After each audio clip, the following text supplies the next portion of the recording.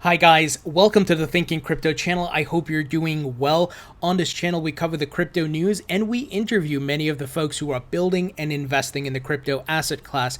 Today, I interviewed the CEO of Pantera Capital, Dan Moorhead. Guys, you don't want to miss that interview. It's going to be live tomorrow. So please hit the thumbs up button. Let's get to over 500 likes. Leave a comment and hit the subscribe button if you're new here.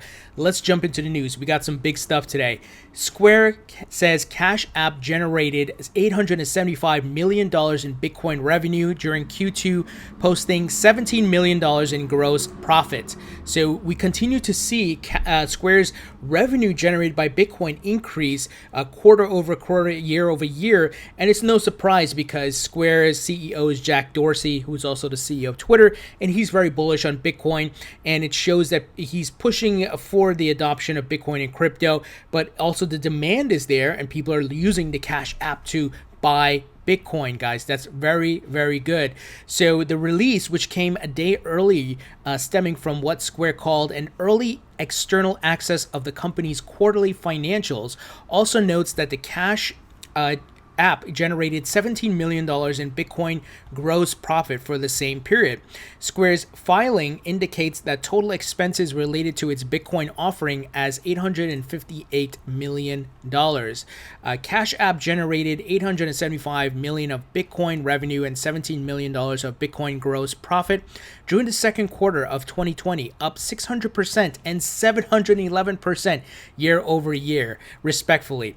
Bitcoin revenue and gross profit benefited from an increase in Bitcoin activities and growth in customer demand, Square said in its Q2 results report. That's great news, guys. And we know most people enter the market via Bitcoin, and then they learn about altcoins and they invest in that as well. And Bitcoin is the brand that's known by the majority of the public. So this is a good sign. And the folks are, you got new folks coming in, and their first entry point may be Bitcoin. So it shows the demand is growing both from institutional and retail investors. Now, some very good news here from U.S. lawmakers, which is actually, some of these folks are crypto friendly and they're looking to get the proper regulations in place. So U.S. lawmakers don't want proof of stake networks to get overtaxed. I like that. Crypto holders earning new tokens by staking their coins might be at risk of being overtaxed, believe several members of Congress. So, there's still not a lot of clarity here from the IRS and, what they're going to charge as far as taxes, but they need to iron this out. The market is growing, right? I staked some coins. I staked Tezos. I've been earning some nice returns there. Obviously, Algorand and some other things, VeChain and all of that.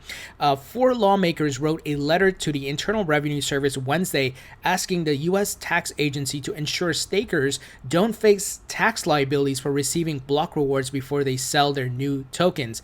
The letter dated July 29th was sent to the IRS Commissioner Charles Rettig, Chief Counsel Michael Desmond, and Assistant Secretary for Tax Policy David Cotter, and was signed by the Congressional Blockchain Caucus co-chairs, Representatives David Schweikert, he's a Republican from Arizona, Bill Foster, Democrat from Illinois, Tom Emmer, Republican from Minnesota, and Darren Soto, Democrat from Florida. So you have both parties on both sides of the aisles here collaborating for crypto-friendly regulations and laws and clarity. That's a good sign, guys.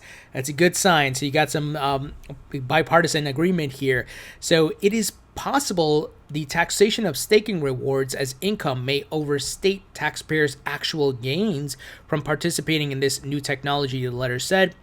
It could also result in a reporting and compliance nightmare for taxpayers and the service alike. So essentially they're saying, look, don't tax people for earning staking rewards, because if you earn it and you don't do anything with it, it's just in your portfolio, why should you be taxed for that? If you sell it, yes, then it becomes a taxable event, which I'm absolutely in agreement with.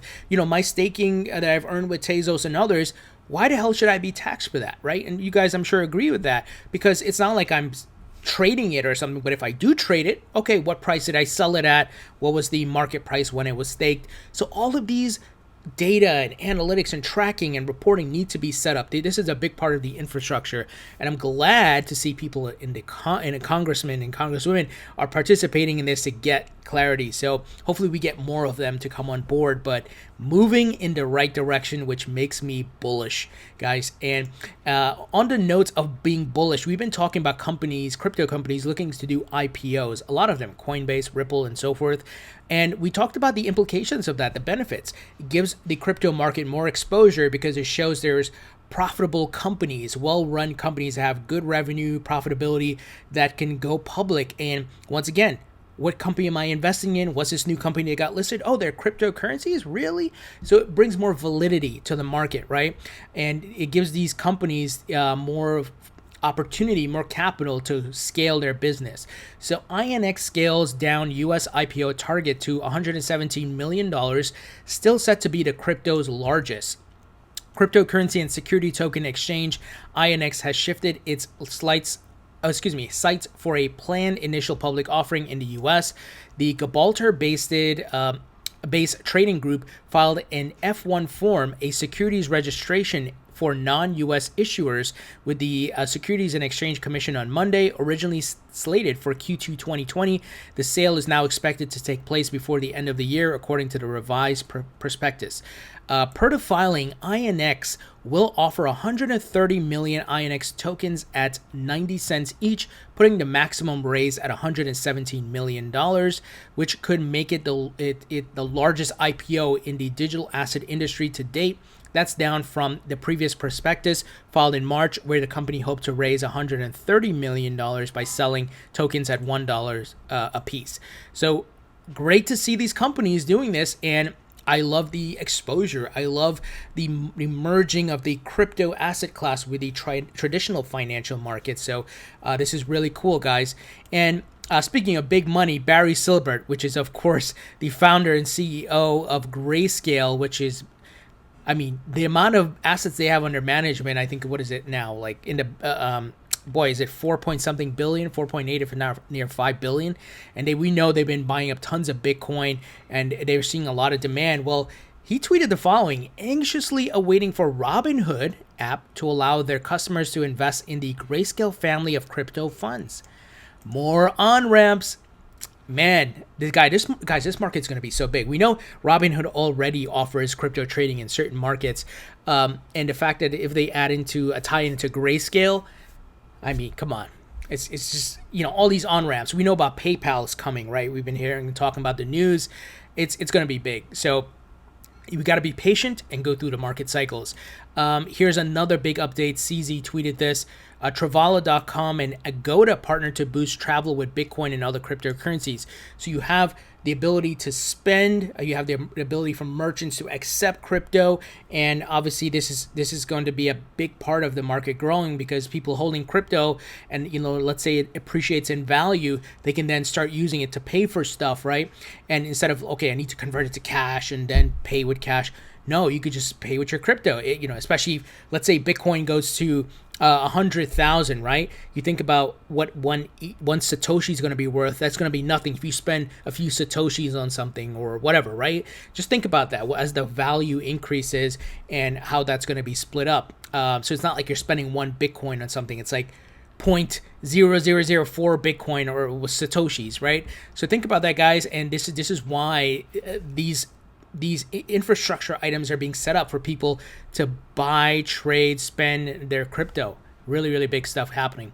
And I always like to highlight these hires, guys, because it shows what's taking place in this market and the potential. When you see people like ex-Goldman Sachs, ex-government officials, people from the NASDAQ, and wherever, Wall Street, are coming into the crypto market, they're not, some people call the crypto market a fad, a scam, a Ponzi scheme. Yeah, these people are coming in here to be part of a scam, right? No, they recognize the asset class on the rise. So Bison Trails hires ex-Goldman Sachs VP as legal head. And Bison Trails has hired Block Tower Capital's former legal and compliance director to be the first general counsel.